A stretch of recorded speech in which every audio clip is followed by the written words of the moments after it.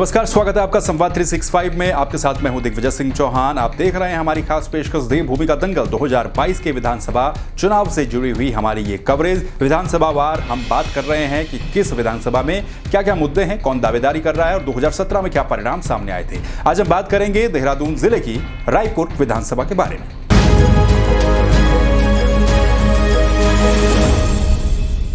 तो 19 रायपुर विधानसभा देहरादून जिले की बड़ी विधानसभाओं में से एक है, या फिर यूं कह लें कि प्रदेश की बड़ी विधानसभाओं में से एक है। रायपुर विधानसभा के अंदर काफी सारी परिस्थितियां हैं, हाल ही में भी काफी सारी चीजें हुई हैं, उन पर भी बात करेंगे। लेकिन सबसे पहले कुछ आंकड़ों पर हम नजर डाल देते हैं। तो प्रदेश की बड़ी विधानसभाओं में से एक है रायपुर विधानसभा। 2017 के चुनाव परिणामों की अगर हम बात करें तो 2017 में उमेश शर्मा काऊ यहां से जीते थे और उमेश शर्मा काऊ को कुल वोट पड़े थे 59,764। इसका प्रतिशत निकालें तो एक तरफा प्रतिशत ये निकल आता है 61.08% वोट उमेश शर्मा काऊ को यहां पर पड़े थे। और इससे बड़ी बात कि पूरे उत्तराखंड में, पूरे प्रदेश में सबसे बड़े मार्जिन से जीतने वाले विधायक भी 2017 में उमेश शर्मा काऊ ही थे, जिनकी जीत का जो अंतर है वो 36,771 वोट थी। यानी कि इतने वोटों से उमेश शर्मा काऊ ये विधानसभा का चुनाव जीते थे। इन्होंने हराया था कांग्रेस के कैंडिडेट प्रभुलाल बहुगुणा को। प्रभुलाल बहुगुणा इस विधानसभा चुनाव में दूसरे नंबर पर रह गए थे। इनको वोट पड़े थे 22,831। इसका प्रतिशत निकाले तो 23.50% वोट कांग्रेस के कैंडिडेट प्रभुलाल बहुगुणा को 2017 में यहां पर पड़े थे। एक और इंटरेस्टिंग बात यह है कि धर्मपुर विधानसभा की ही तरह यहां पर भी पिछले विधानसभा चुनाव में 19 प्रत्याशी चुनावी मैदान में थे। 19 प्रत्याशी चुनाव लड़ रहे थे। इसमें नोटा के ऑप्शन को अगर मिला दे तो 20 कैंडिडेट ये हो जाते हैं। ये तो थी रायपुर विधानसभा की स्थिति। 2017 में क्या परिणाम थे। बड़ी विधानसभा धर्मपुर विधानसभा क्षेत्र से लगती हुई, राजपुर रोड विधानसभा क्षेत्र से लगती हुई, डोईवाला विधानसभा क्षेत्र से लगती हुई विधानसभा है, मसूरी विधानसभा क्षेत्र से भी लगती हुई विधानसभा है। लिहाजा इसके जो मुद्दे हैं वो आसपास की विधानसभाओं से भी इफेक्ट होते हैं और खुद भी इफेक्ट दूसरी विधानसभाओं को करते हैं।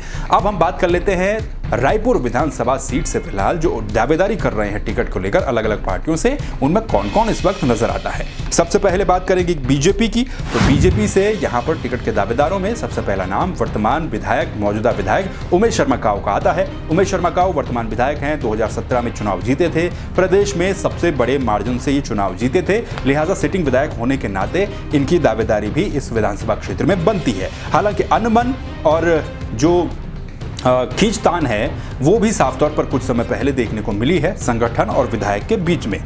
दूसरा अगर हम नाम देखें बीजेपी से तो शमशेर सिंह पुंडीर, जो कि बीजेपी के जिलाध्यक्ष भी हैं शमशेर सिंह पुंडीर, और काऊ के प्रतिद्वंदी के रूप में भी इन्हें देखा जाता रहा है।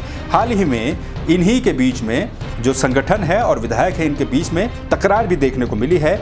जिला अध्यक्ष ने यहां पर बीजेपी के विधायक पर कार्यकर्ताओं को तवज्जो न देने का आरोप भी लगाया था। तो इनकी भी दावेदारी टिकट के लिए है। इनके भी तमाम होर्डिंग, पोस्टर, बैनर साफ नजर आ सकते हैं, जिनको लेकर के लड़ाई बीजेपी के अंदर और रायपुर विधानसभा के अंदर देखने को मिली थी।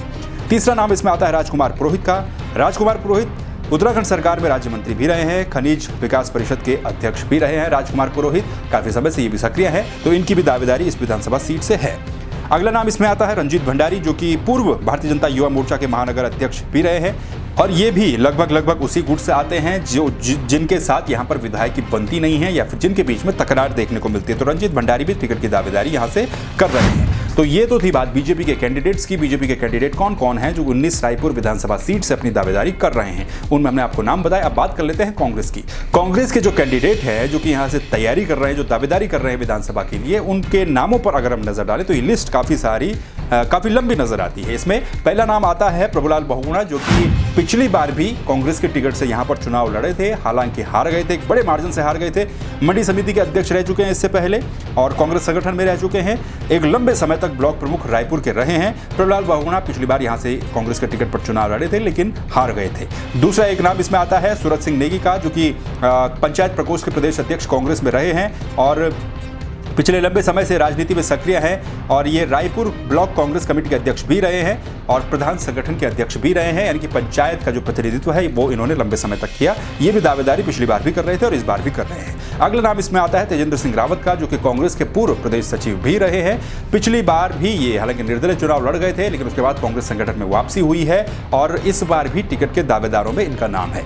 अगला नाम इसमें आता है महेंद्र प्रताप सिंह नेगी, जो कि हाल ही में बीजेपी छोड़ करके कांग्रेस में शामिल हुए हैं, आरएसएस के रहे हैं। इससे पहले नेगी गुरुजी के नाम से इन्हें इनकी विधानसभा क्षेत्र में जाना जाता है। पिछली बार भी ये निर्दलीय चुनाव लड़ गए थे जब ये बीजेपी में हुआ करते थे। अब कांग्रेस में आए हैं तो दावा कर रहे हैं कि इनको टिकट जरूर मिलेगा।